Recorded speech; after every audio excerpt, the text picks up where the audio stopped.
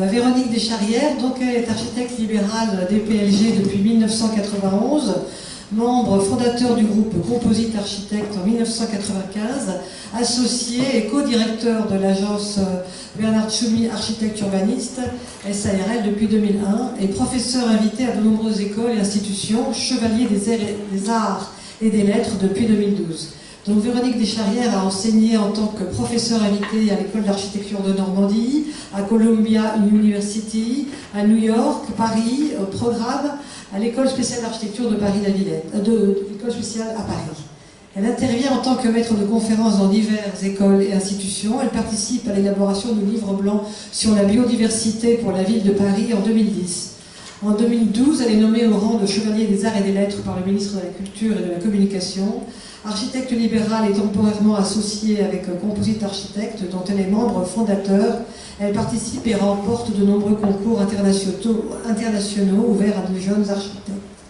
Composite Architecte est conçu comme une plateforme de recherche architecturale multidirectionnelle qui propose d'associer une diversité de compétences pour développer de nouveaux concepts architecturaux et urbains. Donc, en tant qu'architecte associé et co-directeur de l'agence internationale Bernard Tchoumi Urbaniste Architecte à Paris et New York, elle se confronte aux enjeux contemporains des architectures publiques et institutionnelles de grande envergure. Les principaux projets qu'elle va nous montrer, ou pour d'autres d'ailleurs, sont les jardins d'entreprise de Chartres, le Frénois, Studio national des arts contemporains, l'école multinationale multimédia dans le nord de la France, l'école d'architecture de Marne-la-Vallée, le Zénith, le siège de la manufacture de Vacheron et Constantin à Genève, livré en 2005 et ses extensions, ainsi que d'autres projets comme l'exposition internationale en 2004 dans Seine-Saint-Denis, le Zénith à Limoges, le Rocher Palmier à Sénon, la passerelle piétonne à la gare de Roche-sur-Yon, le muséoparc d'Alésia en Côte d'Or et bien entendu le parc zoologique de Paris pour lequel elle a reçu le prix de l'œuvre originale. Mais aujourd'hui, je voulais surtout vous montrer le projet pour lequel j'ai reçu le prix de l'œuvre originale, d'ailleurs pour lequel je remercie l'ARVA et toute l'organisation qui ont bien voulu retenir ce projet et mon dossier parmi beaucoup, comme vous l'a dit Catherine. Il y avait effectivement beaucoup de concurrence. C'est, je crois, un prix qui maintenant devient un prix incontournable et très en vue, en tout cas dans le milieu aussi bien, je dirais, des femmes architectes que des hommes qui sont parfois un petit peu jaloux en disant pourquoi on ne fait pas un prix spécialement pour les hommes architectes. On sait qu'aujourd'hui, vu les chiffres et les pourcentages que nous a rappelé tout à l'heure Catherine, on voit qu'effectivement il y a une grande disparité encore. Alors, pour revenir un peu sur cette question professionnelle, il y a une disparité pas tant dans la pratique de l'architecture, et on l'a vu tout à l'heure, être femme architecte, faire ses études en tant que jeune femme, obtenir un diplôme, obtenir aujourd'hui une habilitation à la maîtrise d'œuvre, on en voit beaucoup. Hier, j'étais encore justement dans un de ces jurys, les femmes sont extrêmement compétentes, sont très très bonnes, et il n'y a aucun sujet là-dessus. Après, dans les agences, de la même manière, on voit beaucoup de femmes dans les agences. Par exemple, chez Jean Nouvel, on a majoritairement, je crois qu'il doit y avoir 80% de femmes dans l'agence de Jean Nouvel. Donc vous voyez, c'est pas là que se pose la question. La question se pose plus effectivement dans la question de la visibilité, du symbole que peut représenter une femme à l'intérieur de ce milieu. Et après, forcément, en découle le choix et la sélection des architectes, puisque vous savez, on est dans un métier qui est très concurrentiel, et qui est fait de sélection lors de concours. Alors ça peut être des concours, dans certains pays c'est des concours qui peuvent être anonymes, mais en général c'est plutôt des concours sur dossier, donc déjà on vous retient sur dossier, et puis après sur présentation du projet.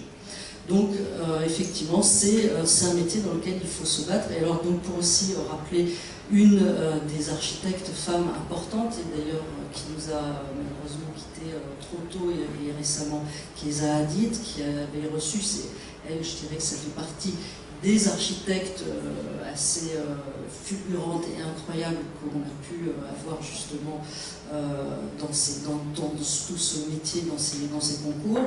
Elle avait aussi l'habitude de dire que malgré sa position, alors on peut dire presque dominante quand même dans sa pratique architecturale et pour certains sujets, malgré tout, elle-même rencontrait encore à son âge et avec la notoriété qu'elle avait pu obtenir, elle rencontrait encore énormément de difficultés dans certaines attributions, et je crois même dans un des derniers prix qu'elle a reçu à Londres il y a de ça je crois un an, ça faisait un long moment qu'elle n'avait pas reçu de prix en Angleterre alors qu'elle avait fondé son agence là-bas et qu'elle travaillait depuis pratiquement une quarantaine d'années.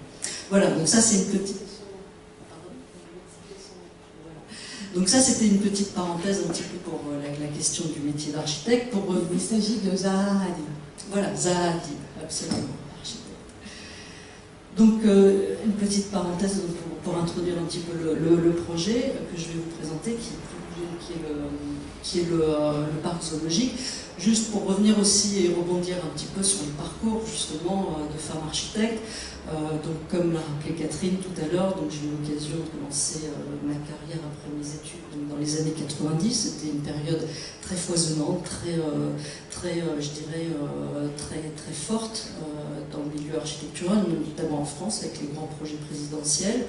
Bernard Tschumi, donc lui, avait gagné un des premiers grands projets qui était le parc de la Villette en 83. Et j'ai eu la chance, à l'issue de mon diplôme, de pouvoir rejoindre son équipe, donc en 90, et de commencer à travailler, de rentrer un peu comme beaucoup d'architectes. On rentre, on fait une charrette sur un concours. Et puis, il s'est trouvé que le concours que j'avais mené dans son agence a été lauréat. Puis j'en ai mené un deuxième. On a été lauréat aussi. Il s'agissait du Studio National des Arts Contemporains Frénois. Et donc, une longue collaboration a commencé un petit peu comme ça, à travers, voilà, en faisant ses preuves, comme on dit, sur le terrain, et à travers des projets lauréats. Tout ça, donc commençant ma carrière dans les années 90, me disant, malgré tout, je souhaite rester architecte libéral pour pouvoir aussi mener peut-être des réflexions parallèles. Le travail d'une grande agence internationale comme celle-là est importante, bien sûr, mais je voulais pouvoir aussi continuer de travailler notamment aussi avec mes amis. Donc la plateforme Composite Architecte, avec laquelle j'ai commencé aussi à travailler, faire beaucoup de concours. J'ai remporté notamment Europan. Et d'ailleurs, à ce sujet-là, j'ai une petite anecdote rigolote, c'est qu'effectivement, en 94 ou 95, on gagne Europan.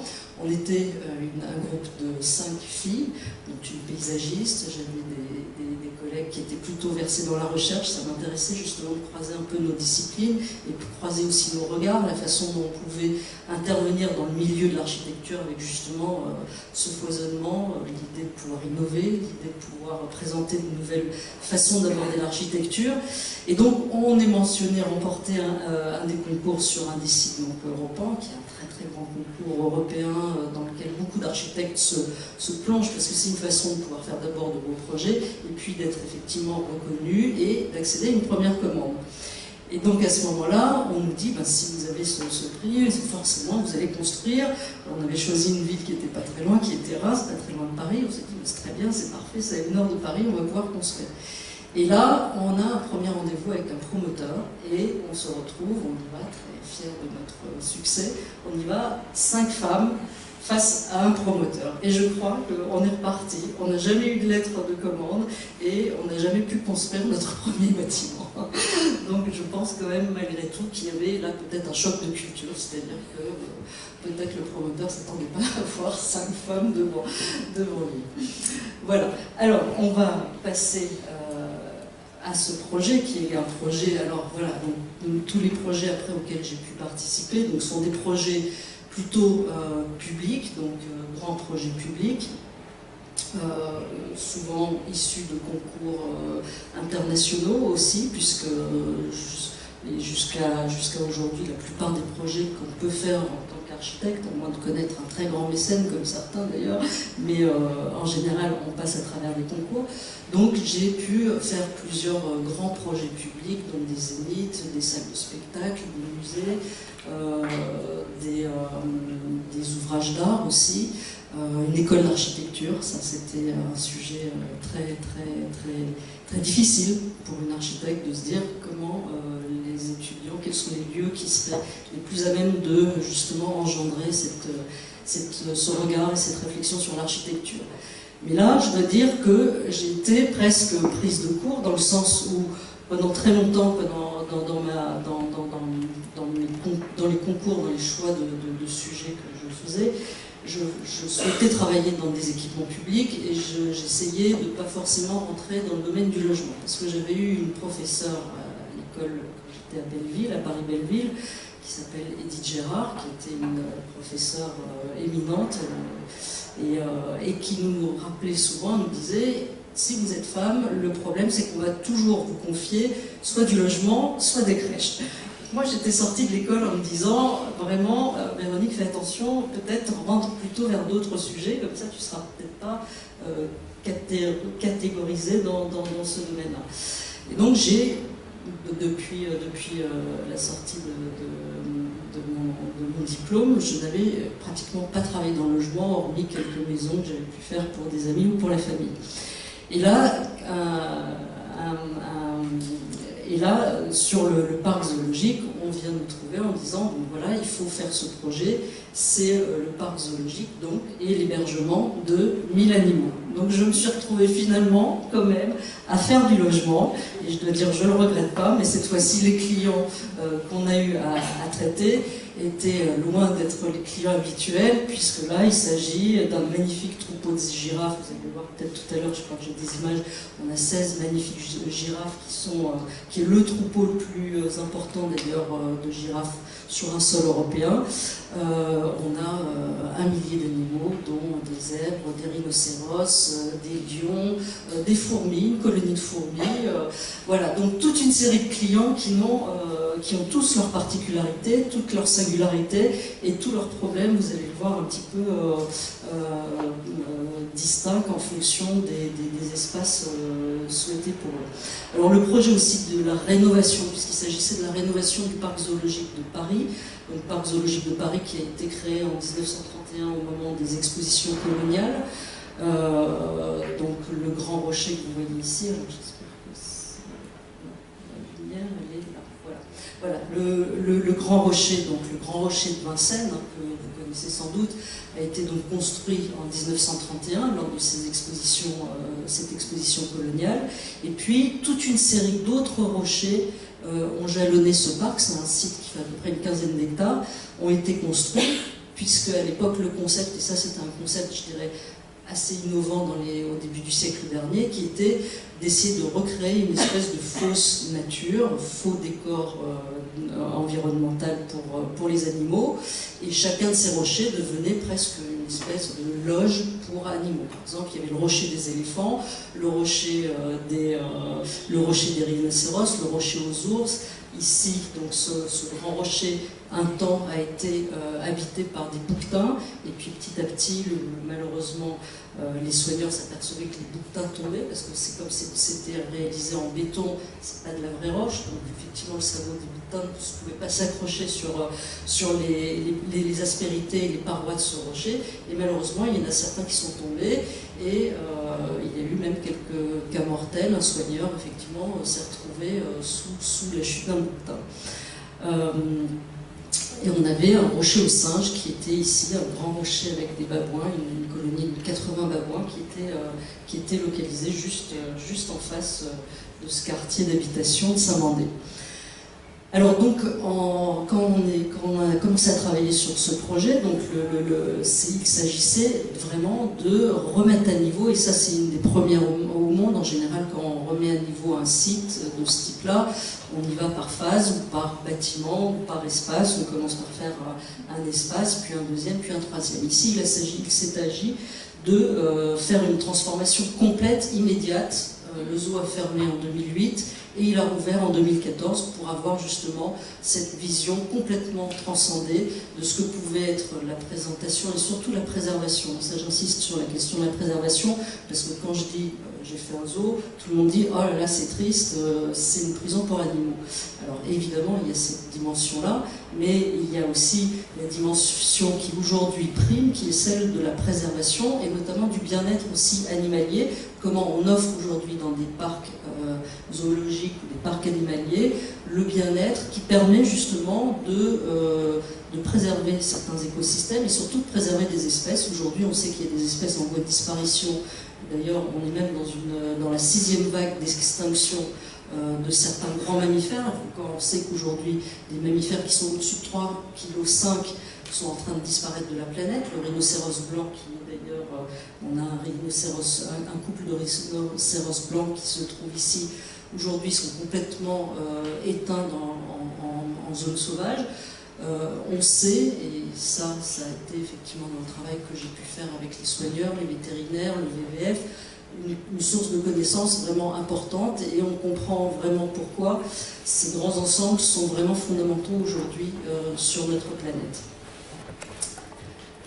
Alors, c'est vrai que je n'avais pas préparé le diaporama complet, mais je vais essayer de vous expliquer quand même et vous expliquer l'ensemble du projet à travers les différents paysages, parce qu'il s'agit de reconstituer donc alors on parle d'enclos évidemment, mais nous on parle plutôt d'environnement complet pour les animaux, et notamment des environnements aussi dans lesquels il s'agit de créer de la mixité, c'est-à-dire de permettre à certains groupes animaliers de vivre les uns avec les autres, comme ça pourrait se passer dans la savane, et donc d'arriver à pouvoir à certains endroits, comme ici, donc par exemple vous voyez la loge des girafes qui se trouve ici, donc c'est une grande bâtisse qu'on a entourée avec un système d'enveloppe. Alors c'est le concept des enveloppes architecturales qui a été mis au point sur ce projet, qui permet, on le voit ici, de venir entourer mais reformer pratiquement une topographie sur le site sur l'ensemble du site, sur les 15 hectares. Vous passez vraiment de biozone en biozone, d'écosystème en écosystème. Pratiquement, on passe de la Patagonie à la présentation du Sahel-Soudan, à Madagascar et à la Guyane, en traversant presque ces géographies architecturées et qui ici, par exemple, pour toute la partie plaine sahélo-africaine, a été entièrement constituée d'enveloppes architecturales en bois. C'est un dispositif de madriers en bois que vous voyez ici et qui permettent d'envelopper les lieux de sécurité ou alors les lieux de soins des animaux. Puisqu'alors un zoo, c'est quelque chose de très compliqué en fait. On s'aperçoit que c'est un petit peu une espèce de mélange entre un hôpital, entre un musée, puisqu'il faut que le public traverse et puisse voir pratiquement tous les espaces, mais aussi la question de la sécurité, et il faut protéger les uns des autres. Alors ça va aussi bien entre le public, ça c'est évident, mais ça c'est un des grands soucis, c'est le public vis-à-vis des animaux, mais les animaux entre eux, par exemple, évidemment les girafes, on les met pas au contact des lions, et pourtant on a de très beaux lions qui viennent d'avoir d'ailleurs 3 petits l'été dernier, donc ce qui prouve qu'ils sont bien. Ça c'est une des preuves du bien-être animalier, nous a dit le directeur. Et puis aussi la possibilité de traverser donc des espaces complètement traversants et dans lequel le public cette fois-ci est au contact des animaux, et ça c'est une expérience effectivement je pense assez fondamentale pour comprendre, aller plus loin dans la compréhension de cette pédagogie des lieux animaliers. Donc par exemple ici vous avez la grande serre tropicale, puisqu'en plein milieu de Paris, recréer un climat, ou en tout cas une biozone Guyane-Madagascar, évidemment la première chose à faire c'est de créer le climat, c'est-à-dire de passer de nos -2 en hiver à un 26 degrés permanent, et une hygrométrie pratiquement de 70 à 80% d'eau, d'humidité dans ces terres. Donc cette bulle qu'on a vue tout à l'heure, je vais peut-être la remontrer en vue aérienne, cette grande bulle ici que vous voyez ici permet d'adosser toute la biozone donc, de Guyane-Madagascar. Alors, avancer un petit peu, voilà, donc là par exemple ici on va se retrouver de nouveau dans la serre tropicale avec à l'intérieur toujours ces questions un petit peu de frontières, et ça c'était vraiment le sujet intéressant de ce projet, c'est qu'en fait avec ces enveloppes architecturales il s'agit de créer des frontières qui permettent aux uns de voir les autres. ça peut être les visiteurs voir les animaux, mais on s'aperçoit que c'est aussi l'inverse. Par exemple, on a un enclos des babouins où les babouins se trouvent souvent à regarder les humains qui se trouvent en face et qui sont derrière des grands morceaux de verre, des grandes vitrines, et qui permettent justement d'avoir une vision sur les enclos. Et par exemple, vous voyez dans cette serre, pardon, je vais revenir ici, dans cette serre, on est sous la bulle tropicale, ici, avec tout le système de phoques, de ventilation et de système qui nous permet de maintenir le climat tropical, mais on a en plus certains petits équipements, certains enclos qui permettent de préserver. Ici, on a beaucoup de primates, donc on a beaucoup de petits primates de la forêt guyanaise, on a des oiseaux, et du coup, certains qui sont vraiment à protéger sont dans ces enclos-là, et les autres sont en vol libre ou en accès libre. Il y a même un paresseux qui est en liberté dans la serre, et quand on y arrive, la première chose, c'est de lever les yeux et de se dire où est le paresseux, parce qu'il passe sa journée à faire le tour, notamment à monter sur la charpente métallique, et la dernière fois, je me suis aperçue qu'il avait trouvé le FOG, donc le FOG c'est ce petit tuyau qui permet la dispersion d'eau à l'intérieur de la serre, et il pense que c'est son abreuvoir, donc il vient un peu comme un goutte à goutte s'abreuver au FOG. Voilà, d'autres images effectivement de cette serre tropicale. Donc vous voyez aussi ce panorama avec la ville de Paris, on a la tour Eiffel qui est juste à côté, on est vraiment au seuil de Paris, et ça aussi c'est quelque chose d'assez exceptionnel. Je ne sais pas si certains sont familiers des eaux, notamment de Berlin, de Londres, il y en a quelques-uns comme ça qui sont vraiment en plein centre-ville et qui créent un contraste absolument saisissant quand on passe d'un espace à l'autre, du milieu urbain, on va dire presque de la jungle urbaine vers ces espaces naturels habités par les animaux. C'est vrai que c'est une transition assez spectaculaire. Ici, donc voilà, on se trouve au pied du Grand Rocher, et vous voyez donc c'est ce groupe de girafes absolument fantastique qui est ici dans ce qu'on appelle donc le pré-parc, donc qui permet justement de faire chaque jour, les soigneurs peuvent décider si tel ou tel animal peut se retrouver dans la plaine. La plaine africaine est très grande, hein, ils ont un espace pratiquement de plus d'1 hectare, rien que pour elles, plus des autruches, des koudous, etc. Et puis ici, peut-être vous le voyez, mais c'est la porte. Donc là, on a une porte gigantesque à la taille, donc je parlais de logement tout à l'heure. Ici, nos clients, pour pouvoir rentrer dans leur maison, ont une porte de pratiquement 8 mètres de haut. Et alors, petite subtilité parisienne, comme ces girafes avaient vécu initialement dans le rocher des girafes de 1931, elles avaient une habitude d'entrer par un système de chicane. Et les soigneurs nous ont dit, ici, ça va être pareil, il faut absolument, même si c'est un nouveau bâtiment, il faut absolument que vous reconstituiez ce qu'elles ont eu l'habitude, parce que sinon elles ne sortiront jamais. Donc on a reconstitué, à travers justement ce système d'enveloppe architecturale, on a reconstitué un système de chicane. Et c'est vrai que de ce point de vue-là, je dirais le concept architectural qu'on a mis au point et qui permet justement de s'adapter un petit peu à toutes ces subtilités qu'on a finalement appris au cours de l'élaboration du projet, ont été très utiles.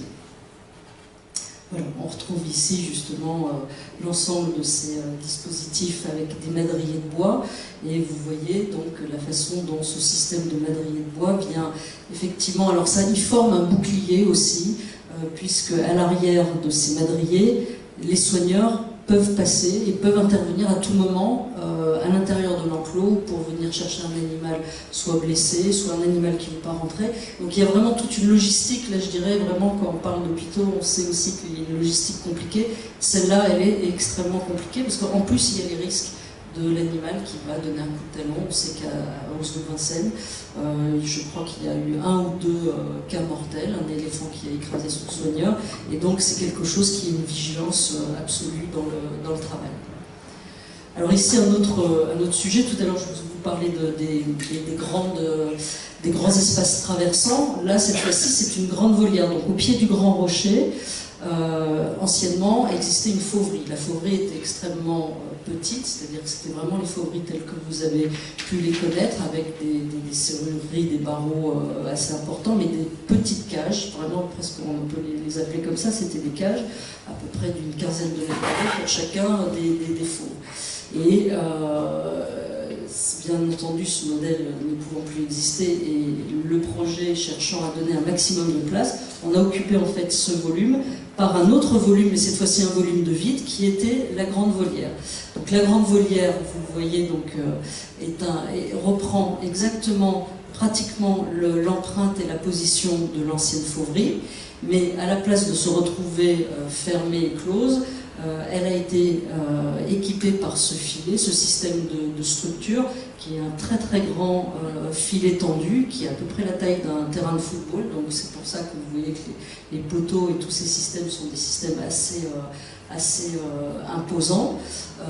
Des câbles tendus qui permettent justement de libérer entièrement la vue vers le ciel. Et voilà, avec ces vues, ces perspectives très spectaculaires quand on est dans la volière. Ici, un autre type donc, des dispositifs architecturaux que j'ai appelé un peu les façades symbiotiques, c'est-à-dire comment est-ce qu'on fait rencontrer, ça c'est un sujet qui m'intéresse en architecture, comment on fait se rencontrer justement le paysage, l'environnement, le biologique avec l'architecture. Et ici, donc le système de la treille végétale qui est vraiment une ceinture qui entoure pratiquement 3000 m² d'espace d'accueil. Vous avez la billetterie, vous avez la boutique, le restaurant. Donc ces 3000 m², c'est une des plus grandes treilles, je crois, végétales qui était réalisée, a été effectivement un des systèmes qu'on a utilisé, puis qu'après on a retrouvé aussi à l'intérieur du parc pour y loger des kiosques pédagogiques. Voilà, ici vous voyez justement le système structurel, de nouveau avec des systèmes assez simples de poteaux manchonnés et assemblés entre eux, des filets en X-ten tendus sur des câbles et les végétaux qui sont plantés au pied et qui petit à petit viennent recouvrir la totalité de la treille. Les photos que je vous montre là, c'était en 2014 à l'ouverture du zoo. Aujourd'hui, vous y retournez, on a des végétaux qui sont effectivement retournés à l'horizontale maintenant et qui commencent à couvrir le dé de la place d'accueil, qui est un peu le sas de décompression du zoo. Alors je passe à autre chose rapidement, ça ne fait pas partie du prix de l'œuvre originale, mais c'est la première fois que je vais vous le montrer et je suis assez contente puisque ça fait partie des projets un projet que je viens de gagner il n'y a pas plus tard que cette semaine. J'ai appris que ça y est, c'était officiellement désigné lauréat, donc j'ai réalisé cette fois-ci en tant que Véronique Descharrières, profession libérale, et qui est l'Institut de la biodiversité caribéenne. Là on se situe alors de l'autre côté, on est en plein dans les Caraïbes, mais aussi avec des sujets écologiques importants. Et vraiment, quand je me suis rendue sur place, on se rend compte effectivement de l'urgence aussi là, de pouvoir traiter certaines espèces, certains milieux, certains écosystèmes. On est dans une mangrove qui justement permet de faire toute la filtration des eaux de pluie à la rencontre des eaux de mer. Aujourd'hui, par exemple, on sait que, enfin, aujourd'hui, on a dans ces îles des Caraïbes, donc ici on est à Saint-Martin, mais je sais que ça arrive ailleurs, on a ces fameuses sargasses, ces algues qui viennent, qui se déversent sur les plages, et avec d'autres éléments. Donc c'est un institut qui vise à préserver la réserve naturelle de Saint-Martin et dans lequel on a une double fonction qui est la fonction pédagogique. Et vous voyez ici, il y a tout un parcours justement très dessiné autour de la mangrove étant justement l'endroit de la reproduction pour beaucoup d'espèces animalières, donc les oiseaux et certains poissons, des crabes aussi. Et puis une partie scientifique avec tous les laboratoires, et d'ailleurs dans ces laboratoires il y a un travail sur la replantation des coraux, donc ils préparent des boutures de coraux dans le bâtiment et après ils viendront les transplanter dans la mer de façon à pouvoir reconstituer justement cette chaîne de corail. Et puis en partie sommitale on retrouve quelque chose qui est d'ailleurs assez intéressant, c'est ce qui s'appelle un abri de birdwatching. Les anglo-saxons sont assez friands de ce genre d'activité, mais des endroits où ils peuvent se mettre à gué et pouvoir photographier ou suivre un petit peu justement toute la nidification et la reproduction des espèces animalières.